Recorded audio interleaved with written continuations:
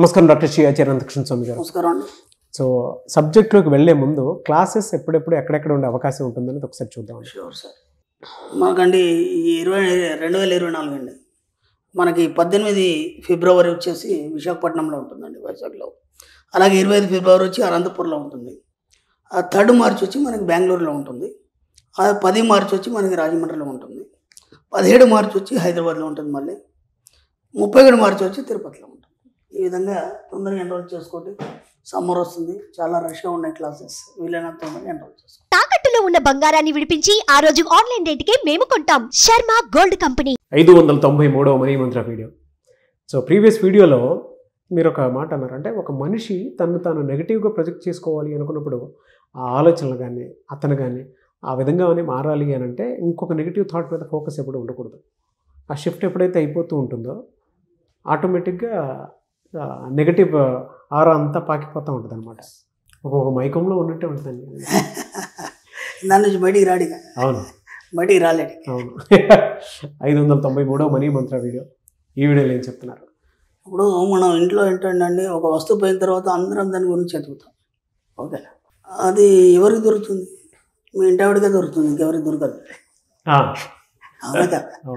అంతా రెడీ అయిపోతాము, మనం ఆఫీస్కి బయలుదేరుతాం. ఆఫీస్కి బయలుదేరే ముందు కరెక్ట్గా కీ మర్చిపోతాం మనం. ఓకేనా? కార్కి కానీ వెహికల్కి కానీ మర్చిపోతాం. మళ్ళీ గట్టిగా అరిస్తే ఆమెనే తీసుకొచ్చేస్తుంది మనకి.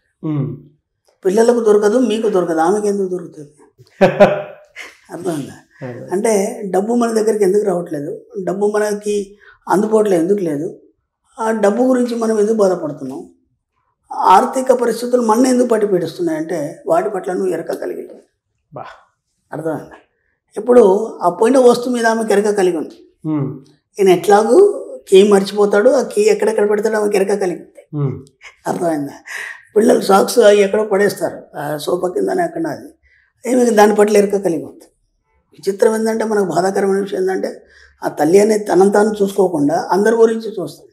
అందరి పట్ల ఎరక కలిగి ఉంది, ఆమె పట్ల ఎరక మర్చిపోయింది. 24/7. అర్థమైందా? కాబట్టి ఎప్పుడైతే నువ్వు ఎరక కలిగి ఉంటావో అప్పుడు కదా నీ దగ్గరికి ఏదైనా వస్తుంది. ఆ ఎరక కలిగినంత మటుకు ఏది రాదు. అక్కడ ఏం జరుగుతుందంటే, ఆ ప్రహ్లాదుడు హిరణ్యకశిపుడు ఏమంటాడంటే, ఎక్కడున్నాడు ఆయన? అర్థమైందా? ఆ స్వామి ఉన్నాడన్నావు, నీ దేవుడు ఉన్నాడన్నావు, ఎక్కడున్నాడు? ఇక్కడున్నాడు, అక్కడున్నాడు. ఓకేనా? ఎందెందు వెతికినా అందందే కలడు, చక్రి సర్వోపగతుండు. ఓకేనా? అంటే ఎక్కడ చూస్తే అక్కడ ఉన్నాడు ఆయన అన్నాడు. ఇప్పుడు ఇక్కడ ఉన్నాడు అన్నాడు. ఉన్నాడు అనగా నేను సంవత్సరం వచ్చేసి అక్కడ నిల్చున్నాడు. ఎందుకంటే ఒకవేళ పొరపడ్డాడు అక్కడ కొడితే నేను లేననుకో, వీడు మాట పోతుంది కదా. వాడు ఉన్నాడు ఇంతే, మళ్ళీ ఎక్కడ ఉందంటే ఇక్కడ అన్నాడు. ఎక్కడ అనేసరికంటే మళ్ళీ అక్కడ పోయి నిల్చున్నాడు. అర్థమైందా? అంటే ఈ పిల్లాడు వాడు చెప్తున్నాడు, వాడు ప్రశాంతంగా ఉన్నాడు, టెన్షన్ పడేది నృసింహస్వామి. ఎక్కడ కొడతాడో తెలియదు. అక్కడ నేను బయటికి రాకపోతే వాడు వాల్యూ పోతుంది కదా, దాని విలువ ఏముంటుంది. అందుకని చెప్పేసి ఎక్కడ పడితే అక్కడ ఉన్నాడు. అలాగే డబ్బు సంపద ఐశ్వర్యం మన చుట్టుపక్కల ఎక్కడ పడితే అక్కడే ఉంది. కానీ ఏనాడు మనం దాన్ని చూడలేదు, నమ్మకంగా దాన్ని నమ్మలేదు, కాబట్టి మన దగ్గరికి రావట్లేదు. మీరు అలా చెప్తుంటే నాకేం గుర్తొస్తుందంటే, తదేకంగా మనం ఏ విషయాన్నైనా ఏ వస్తువునైనా చూసినప్పుడు తెలియకుండా ఒక బిజినెస్ ఐడియా కూడా క్రియేట్ అవుతూ ఉంటుంది. ఆ బిజినెస్ ఐడియా ఎగ్జిక్యూట్ చేస్తే ఒక పెద్ద వ్యాపార సామ్రాజ్యంగా కూడా స్థాపించే అవకాశం ఉంటుంది. ఏముంది గురించి, జనరల్గా ఎవరైనా మ్యాచ్ స్టిక్స్ చూడడానికి రోజు మనం వాడే వస్తువే, దాంట్లో అప్డేట్ వెర్షన్ ఏదైనా తీసుకొని వచ్చామనుకోండి. ఇప్పుడు మ్యాచ్ స్టిక్కే లైటర్ కిందకు వచ్చింది, కొంతమంది ఇంకొక రకంగా ఇది చేసుకుంటున్నారు. అంటే దాంట్లో అప్డేట్ వెర్షన్స్ చాలా చూస్తున్నాము. అంటే తదేకంగా మనం కూర్చొని ఏదైనా మనం రెగ్యులర్ చేసే పని కానీ, మీరు ఇందాకన్నట్టు మన చుట్టుపక్కల ఉండేటువంటి వాతావరణాన్ని కానీ అబ్జర్వ్ చేసినా కూడా ప్రతి దాంట్లోనూ ఒక కమర్షియల్ ఆస్పెక్ట్ మనకు కనిపిస్తూ ఉంటుంది. మీరు చూడలేకపోవడం మీ దౌర్భాగ్యం. డబ్బు సంపద ఎక్కడుందంటే ఎక్కడుంది, అది మన అందుబాటులో లేదు, నేను ఎప్పుడు ఇలాగే ఉన్నాను అనుకున్నప్పుడు అది కనిపించదు. నేను ఇంతకుముందు గతంలో చెప్పాను. ఇప్పుడు ఒక కొత్త అడ్రస్కి వెళ్ళాం మనం, కొత్త అడ్రస్కి వెళ్ళి మనకు తెలియదు, గూగుల్ పట్టుకుని పోయినా కూడా మనం ఏం చేస్తామంటే, మనకు పర్ఫెక్ట్గా రూట్ చూపిస్తున్నా సరే ఎక్కడో కార్ ఆపి టీ తాగుతుంది, ఇది ఎలా పోవాలి మళ్ళీ వాళ్ళని అడుగుతాం కదా. అవునా కదా? అంటే నువ్వు ఏదైతే అన్వేషిస్తావో అన్వేషించినప్పుడు దారులన్నిటి ఓపెన్ అయిపోయి సుగమం అయిపోతుంది దారి. అలాగే డబ్బు విషయంలో కూడా మీరు ప్రయత్నాలు చేసినప్పుడు కదా, దాని పట్ల ఎరక కలిగి ఉన్నప్పుడు కదా మీకు చుట్టూతా మీతోనే ఉంటుంది. అది మీరు ఎప్పుడైతే ఎరక కలిగి లేరో అది దూరంగా కనిపిస్తుంది, ఎక్కడో ఉంటుంది. చెప్తున్నాను కదా, కీ ఆమెకి ఎందుకు దొరుకుతుంది ఎప్పుడు కూడా? ఇతను ఎంత ఎతికినా దొరకదు. కరెక్ట్ అవి తీసుకొని ఇవ్వండి మీకు కీ అని ఇచ్చేస్తుంది, అంత హడావుడిలో కూడా. అంటే ప్రతిదాని పట్ల ఆమె ఎరక కలిగి ఉంది కాబట్టి ఆమెకు అన్నీ అందుబాటులో ఉంటాయి. మీరు డబ్బు సంపాదించడం పట్ల నిరంతరం ఎరక కలిగి ఉన్నప్పుడు అవన్నీ మీకు అందుబాటులో ఉంటాయి. ఇందాక మీరు అన్నారు ఏదో కొత్త పర్స్పెక్టివ్ కానీ లేకపోతే ఆస్పెక్టివ్ కానీ క్రియేట్ అవుతుంది గురుగారు. మీరు ఏం చేస్తారంటే ఎప్పుడు ఒక పెన్ను పేపర్ దగ్గర పెట్టుకోండి. మీరు ఎన్నోసార్లు అన్నారు గురుగారికి ఎప్పుడు వచ్చిన పేపర్ ఉంటుంది మీ దగ్గర అన్నారా లేదు? ఆ పేపర్ మీద ఏముండదు మళ్ళీ, అది కూడా ఏముండదు, జస్ట్ ఎల్లో కలర్ పేపర్ మాత్రం ఉంటుంది. పెన్ ఉంటుంది, ఎల్లో కలర్ పేపర్ ఉంటుంది. మేబీ మీరు బయటికి ఎప్పుడన్నా డాక్టర్ ఆచార్య అనంతకృష్ణ స్వామి గారితో ఎవరైనా ఎప్పుడైనా కలిసినప్పుడు చూడండి, ఒక ఎల్లో కలర్ పేపర్ పెన్ను డెఫినెట్గా ఉంటుంది. అంటే చెప్తున్నాను సార్ ఇది ఇలా ఉంటుందని చెప్పేసి. ఎందుకంటే ఇప్పుడు మీరే అన్నారు మనం ఆలోచిస్తున్నప్పుడు కానీ లేదంటే ఒకే తదేకమైన ఆలోచనలు కలిగి ఉన్నప్పుడు కానీ లేదంటే దేని గురించి అన్వేషిస్తున్నప్పుడు కానీ ఏమైందంటే మనకు కొన్ని ఐడియాస్ వస్తాయి. ఎంత అద్భుతమైన ఐడియా వస్తుందంటే అరే ఇది ఇలా ఇంప్లిమెంట్ చేస్తే బాగుండు అనిపిస్తుంది. తర్వాత జస్ట్ ఒక గంటలో వేరే పనిలో పడిపోగానే మర్చిపోతాం మనం. అర్థమైంది? ఇప్పుడు పెన్ను పేపర్ మన దగ్గర ఉంది. ఇప్పుడంటే మొబైల్ ఉంది, మొబైల్లో మనం నోట్ చేసుకోవాలి, ఆ డ్రైవింగ్లో ఉంటాము అలా అంటే పబ్లిక్లో ఉంటాం, అంత వేస్ట్.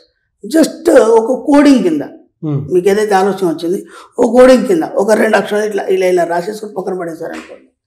సాయంత్రం వెళ్ళిన తర్వాత దాన్ని జస్ట్ మాకు ఐడియా కోసం దాన్ని చూస్తే అదంతా మీకు ఐడియా వస్తుంది, దాన్ని మనం ఇంప్లిమెంట్ చేయొచ్చు. అర్థమైంది? అంటే ఇదంతా ఎప్పుడు వస్తుంది? నీ యొక్క జీవితం మీద నీకు సృజనాత్మకంగా ఆలోచించినప్పుడు మాత్రమే వస్తుంది. నిస్సత్తువుతో నీరసంగా ఉన్నప్పుడు ఎలాంటివి వస్తాయి? అలాంటి ఆలోచనలు వస్తాయి. అర్థమవుతుందా? కాబట్టి ఎప్పుడు కూడా జీవితాన్ని ఎలా మనం మార్చుకోవాలంటే సృజనాత్మకంగా మార్చుకోవాలి. సృజనాత్మకంగా మార్చుకోవాలన్నప్పుడు ఏం కావాలి? నిరంతరం డబ్బు సంపాదించారు నీ చుట్టుపక్కల నీకు కనిపించాలి. కనిపించినప్పుడు ఏమవుతుంది? ఇంకా అనుమానం లేదు, ఇక్కడ ఉందా అక్కడ ఉన్నాడా అంటే ఎక్కడైనా ఉంటాడు ఆయన. అవునా కదా? ఆయన అంటే ఏంది? ఆయన అంటేనే లక్ష్మి కదా, ఆయన అంటేనే లక్ష్మి స్వరూపం సంపద స్వరూపం కదా, ఎక్కడైనా ఉంటాడు కదా ఆయన. మనం దాన్ని ఒక రూపాన్ని ఊహించుకున్నాం, ఎందుకంటే మనకు చెప్పడానికి వినడానికి ఈజీ ఉంటుంది కాబట్టి ఒక రూపాన్ని క్రియేట్ చేస్తాం తప్ప అవన్నీ ఏమి లేవు మనకు. ఎందుకంటే మనకు అర్థం కావడానికి ఒక స్టోరీ అనేది మనకు చెప్పబడింది. కాబట్టి ఎక్కడుంది డబ్బు సంపాదించడం అంటే నీ చుట్టుపక్కల ఉంది, నీతోనే ఉంది. ఎప్పుడైతే నువ్వు దాన్ని గుర్తిస్తావో దాని మీద నువ్వు ఫోకస్ చేస్తావో ఆటోమేటిక్గా మెల్లిగా బహిర్గతం అవుతుంది. అర్థమైంది? అప్పుడు చిన్న ఎగ్జాంపుల్ ఏంటంటే అప్పుడు ఒక సింహం ఉంది, వేటకి వెళ్ళింది.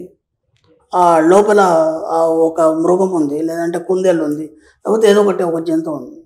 ఇది వెయిట్ చేస్తుంది, వెయిట్ చేసి ఇది అఫర్మేషన్ చేస్తుంది. ఏమనంటే అది బయటికి రావాలి బయటికి రావాలి బయటికి రావాలి, వేరేదికి ఏ ఆలోచనలు పెట్టదు, కాన్సన్ట్రేట్ చేస్తుంది. అది ఎంతసేపు చేస్తుంది వెయిట్ లోపల? ఇది వెళ్ళిపోయింది అనుకోని మెల్లే బయటకు వస్తాక మనం పట్టేస్తుంది. కాబట్టి ఎక్కడ లేదు, మొత్తం అంతటా ఉంది డబ్బు సంపద ఐశ్వర్యం అనేది దగ్గరనే ఉంది.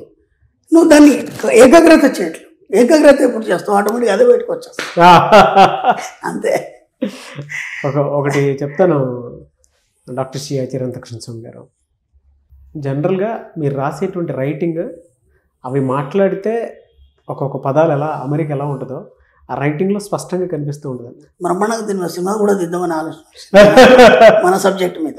కానీ ఇప్పటికీ చాలా మంది తీస్తున్నారు సబ్జెక్ట్ మీద, చాలా చూస్తున్నాను. నాకు కూడా కొందరు చూసి చెప్తారు, కొన్ని రీల్స్ కానీ కొన్ని సీరియల్స్ కానీ లేకపోతే మన పదాలు చాలా ఉపయోగిస్తున్నారు చాలా మంది. సంతోషం, కనీసం ఆ విధంగా పబ్లిక్ లో ఒక పాజిటివ్ అనేది వచ్చింది. చాలా సంతోషం. అది ఉంది కాబట్టి మనం కూడా ఖచ్చితంగా ఈ ఓన్లీ సబ్జెక్ట్ మీద ఒక సినిమా తీయాలనే ఆలోచన నాకు కూడా ఉంది. చాలా మంది నిర్మాతలు కూడా వచ్చారు. నాకు కొంచెం టైం కావాలి, ఓకేనా? ఎందుకంటే దీన్ని ఇంకా సంపూర్ణంగా అందించాలన్నప్పుడు ఇంకా చాలా బుక్స్ రిలీజ్ కావాలి. నేను ఎప్పటి నుంచో డైరెక్షన్ చేద్దాం అనుకుంటున్నాను. అది ఈ రకంగా సరే తీరేలా చేద్దాం, చూద్దాం సార్. డైరెక్టర్ వేరే వాళ్ళని పెట్టుకుందాం, మళ్ళీ మనకి ఎవరైతే స్క్రిప్ట్ లో కలం పెట్టేవాడు కలమే పట్టాలి, డైరెక్షన్ చేసేవాడు డైరెక్షన్ చేయాలి. మనం పోయి దాంట్లో తలకాయ పెట్టామనుకో ఉండదు, పోతుంది. కాబట్టి ఎవరి పనులు వాళ్ళకి అప్పచెప్తూ మన పని మనం చేద్దాం. చాలా కూడా ఈ మధ్య సినిమాల్లో మన డైలాగ్స్ కానీ మనం చెప్పిన అఫర్మేషన్స్ కానీ నువ్వు ఇలా అనుకుంటే అయిపోతుంది చూడు అని చెప్పేసి ఇలా చాలా వచ్చాయి ఈ మధ్య. చాలా హ్యాపీగా ఉంది. మొత్తానికి అందరు సబ్జెక్ట్ పట్టుకున్నారు ఆ సినీ ఫీల్డ్ లో కూడా, దాన్ని పబ్లిక్ లో క్రియేట్ చేస్తున్నారు. అలాగైనా మన సబ్జెక్ట్ ని ఎంతో మందికి స్ప్రెడ్ చేయడం జరుగుతుంది. ఇంకో విషయం వాళ్ళందరికీ కూడా కృతజ్ఞతలు. ఈ మధ్యలో ఏదో సినిమా చూసిన దాంట్లో షూట్ లో వాళ్ళు టీవీ ఆఫ్ చేసి మర్చిపోయారు ఏమో మనకు తెలియదు, కానీ స్క్రీన్ రన్ అవుతుంది అక్కడ. అంటే ఒక్కొక్క సినిమాలోనే మీది నాది వీడియో రన్ అవుతుంది. మరి షూట్ చేసేటప్పుడు మరి కావాలని పెట్టారా లేదంటే అనుకోకుండా యాక్సిడెంట్గా యాదృచ్ఛికంగా జరిగిందా వచ్చిందా యాదృచ్ఛికంగా తెలియదు. ఆ సినిమా పేరు అది లాస్ట్ ఇయర్ వచ్చింది. సరే. కావచ్చు, కానీ మొత్తానికి సబ్జెక్ట్ని సినిమాలో కూడా బాగా చూపిస్తున్నారు. అవును. వాళ్ళందరికీ కృతజ్ఞతలు. Yes. ఎందుకంటే జనాల్లో మార్పు రావాలి. అవును. కొన్ని బిట్స్ కొన్ని జీవితాలు మారుస్తాయి. ఆ విధంగానైనా సబ్జెక్ట్ అందరికీ చేరుతుంది. సంతోషం. డెఫినెట్గా. ఎనీవేస్ థ్యాంక్ యూ అండి. Thank you so much doctor Shri.